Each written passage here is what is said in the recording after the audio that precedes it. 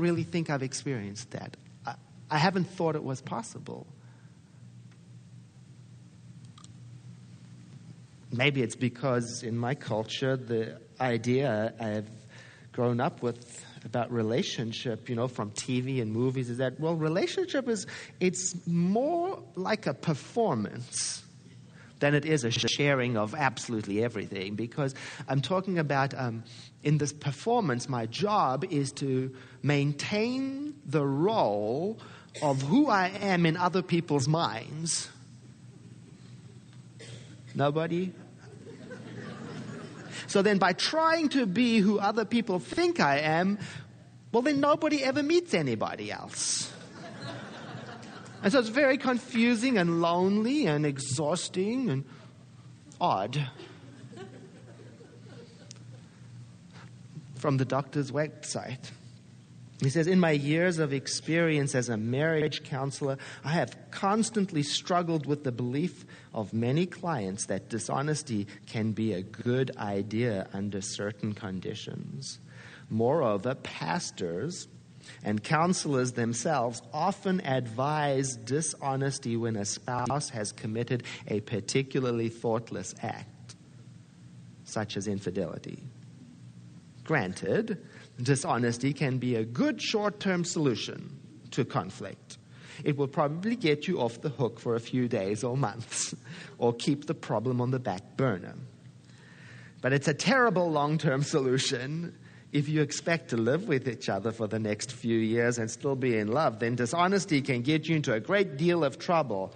Oh, and yet, what I suspect also true is that mindless, unfiltered sharing without any compassion or awareness can get you into as much trouble. There it is. I'm remembering my colleague. Welcome. Not too many answers here, but you're invited to find your own questions.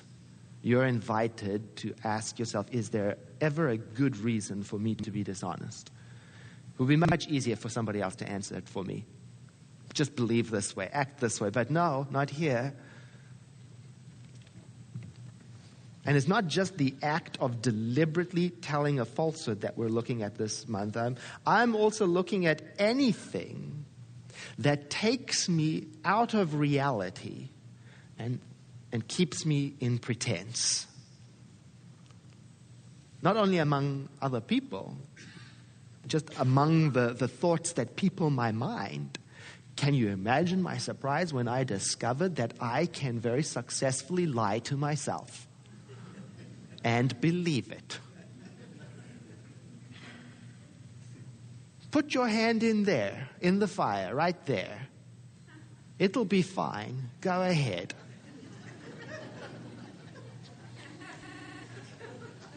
And knowingly accept something that isn't true. I mean, it's encouraging because it shows me the power of our mind. It gives me hope.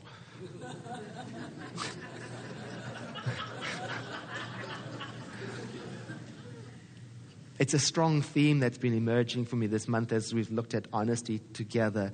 This invitation to really develop a relationship with what is going on, with what is so, versus living in this pretend world.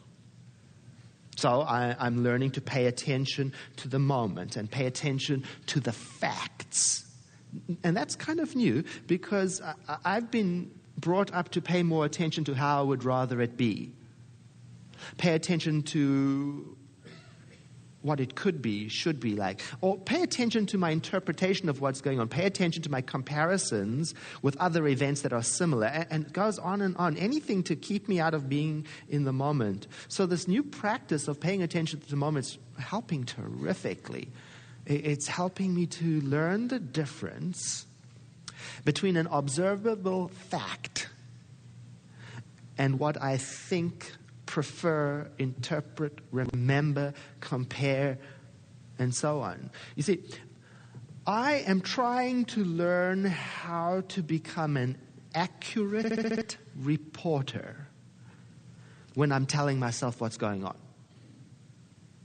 Because that's right where the mischief is. Right there, that's where the mischief is. So I'm learning the difference between what is actually so and a whole host of other things.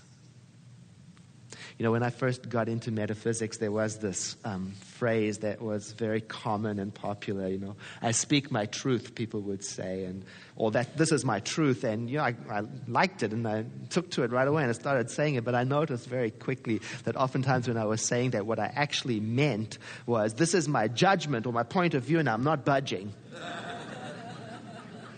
I love to say, I just have to speak my truth, and it meant I'm not willing to investigate my thinking, so deal with it.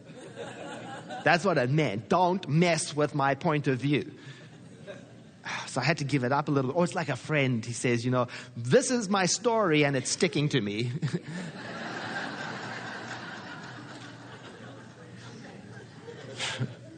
And so I'm finding as I look at that actually it's quite liberating to tell fewer lies. Less lies, more peace. It's actually really liberating to confess having a judgment, especially when it's accompanied by a sincere request for help to get past it and through it. Oh, the intoxicating relief of shaking off a little more pretense every day. Little more, little more. And you know what else I'm learning? I'm learning that we really, really, really can tell when people are lying to us. And I'm finding something really amazing. The better I get at telling the truth, the better I get at spotting a lie. And I can only guess the reason is because when you and I are transparent and open, we're using up less stressful energy because we're just being our natural selves. So it's effortless and easy, and it frees up all kinds of resources.